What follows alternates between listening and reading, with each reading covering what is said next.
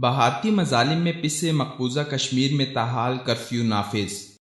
India کے زیر قبضہ مقبوضہ کشمیر میں 8 جولائی کو شہید کیے جانے والے حزب المجاہدین کے کمانڈر برہان مظفر وانی کی شہادت کے بعد کشمیر کا بچہ بچہ بیدار ہو چکا ہے۔ مظاہروں کا سلسلہ تاحال جاری ہے اور کٹ پتلی حکومت کی جانب سے عوام پر پابندیاں تاحال برقرار ہیں۔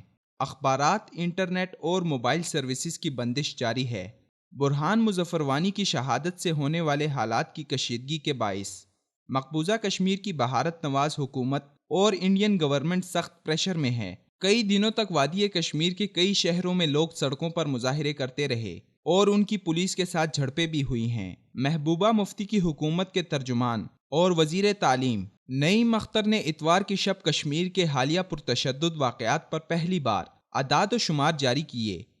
انہوں نے بتایا، مظاہرین اور سیکیورٹی فورسز کے درمیان ہونے والے پرتشدد واقعات کے متعلق میڈیا میں جام بحق ہونے والوں کی تعداد جو بھی بتائی جا رہی ہو، سرکاری اعداد و شمار کے مطابق اب تک 34 لوگوں کی موت ہوئی ہے، جبکہ 1664 سیکیورٹی اہلکار زخمی ہوئے ہیں۔ مقامی حکومت کے سرکاری اعداد و شمار کے مطابق 8 جولائی سے جاری مظاہروں میں اب تک 1900 افراد زخمی ہوئے ہیں۔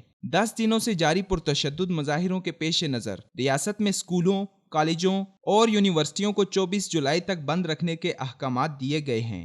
حریت کانفرنس کی جانب سے ہڑتال کی کال پر اب تک کشمیر کے مختلف مقامات پر مظاہرے جاری ہیں۔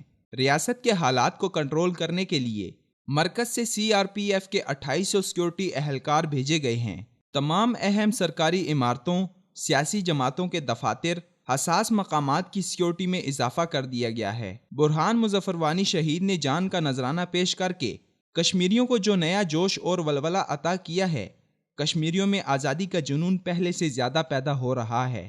بھارت اور اس کی کٹ پتلی حکومت کو ہوش کے ناخن لیتے ہوئے کشمیریوں کا حق خود ارادیت تسلیم کرتے ہوئے اس حقیقت کا اعتراف کر لینا چاہیے کہ کشمیریوں نے ان کے تمام مظالم، منصوبوں اور حربوں کو ٹھوکر سے اڑا کر اپنی زندہ دلی اور ایمانی غیرت کا ثبوت دیا ہے اور جانیں دے کر پیغام دیا ہے کہ وہ اپنے حقوق سے دستبردار ہونے والے نہیں اور اپنی منزل کے حصول تک جدوجہد جاری رکھیں گے۔